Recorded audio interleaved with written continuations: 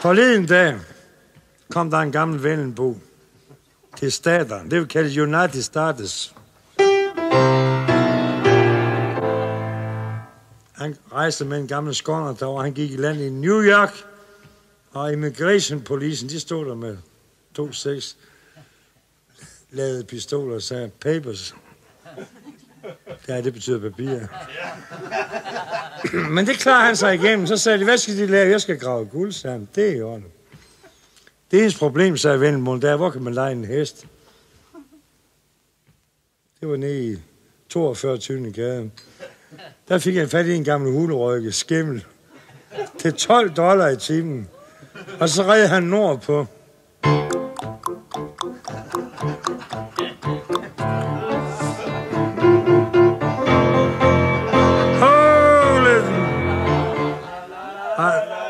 De red, og de kom længere og længere. Og så sagde han, da de kom lidt nordpå, så det Canada, vi tager mod vest.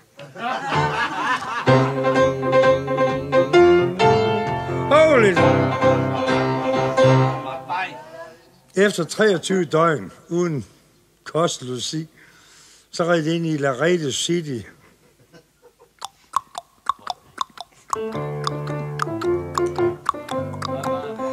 Der var ikke en kæft på gaden. Alle sad ned på Laredo City Hall Saloon og spillede kort med Dalton-brødrene i spidsen. Og de havde sorte handsker på, for ikke at sætte fingeraftryk. Og der var Billie Holiday, Dog og alle de farlige over for The Wild West. A.C. Nielsen fra Vendsyssel, han var kun 1,42 høj. Han tøjer hesten til en granrafte. Kun med et halvstik. De skal som regel skynde sig ud af byen. Og inde i baren, der kan han høre sig ind i skjorteærmer med baglehaller spillet.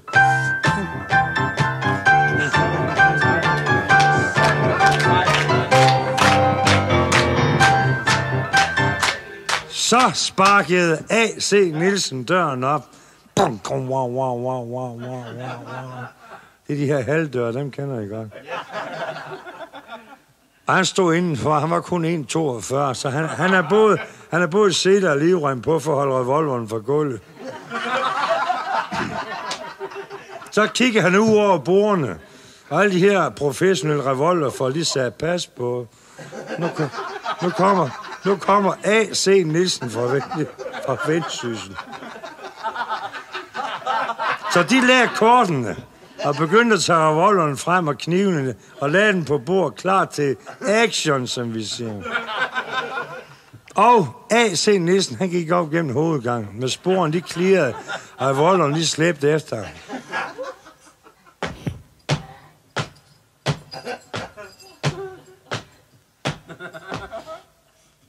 Så kom han hen til barnet, så sagde han, hallo, giv mig lige en 12 dobbelt Sival Regal, jeg er fra Vendsyssel.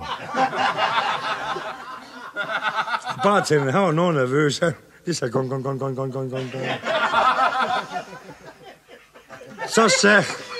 Så sagde A.C. Nielsen, det er i orden. $100, det stemmer. Så gik han ned igennem gulvet igen mellem bordene, mens alle de her professionelle revolvermænd, de sad og kiggede efter ham.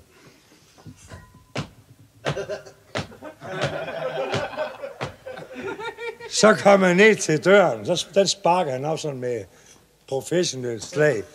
Og døren lige sagde, wow.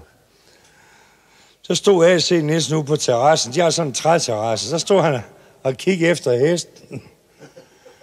Så han, at der var en, der havde malet en zebrastribe. Sort og hvid. Og så blev de fandeme sure op i Vendsyssel. Og de var ellers gået i gang derinde med. Så sparker han døren op igen og sagde, wow. Og Dalton-brødrene sagde, hvad sagde han? Vi troede, vi var sluppet af med ham. Der stod A.C. inden for døren, så kiggede han ud over borden. Og der var lige stille som her, så sagde han, jeg vil gerne se dig, mig, der får malet min hest zebrastribe. Så gik der 2 minutter, og der var dødstille. Så rejste sognets største kobber op. Den ældste af Dalton-brødrene. Han var 1,42 mellem øjnene. Han sagde, det er mig, sang.